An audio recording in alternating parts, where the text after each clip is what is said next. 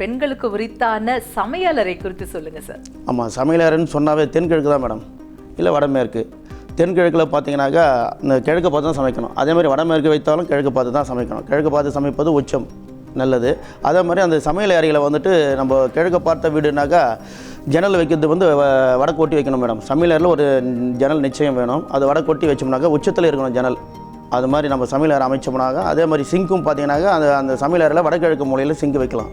நம்ம கழுவுறதுக்கு எல்லாத்துக்கும் ஏதுவாக இருக்கும். அது மாதிரி அலமாரி வைக்கணும் அப்படின்னாக்கா சமையல் அறையில் பார்த்தோம்னா தெற்கும் மேற்கும் நமக்கு சிறப்பு மேடம். மற்றபடி சமையல் அறையில் வந்து நம்ம தேவையில்லாத பொருட்களை வைக்கக்கூடாது. நம்ம வாங்கியாந்து வைப்போம், நான் அடுத்த அப்போ பண்ணிக்கலாம் இப்போ பண்ணிக்கலாம் அப்படின்னு சொல்லி தேவையில்லாத பொருட்களை அடைச்சி வச்சிருந்தோம்னாலும் அது நமக்கு நெகட்டிவ் எனர்ஜி கொடுக்கும். நம்ம எந்த அளவுக்கு பொருட்களை கம்மியாக வைக்கிறோமோ வீட்டுக்குள்ளே அவ்வளோ நமக்கு ரொம்ப சிறப்பாக அமையும் மேடம்.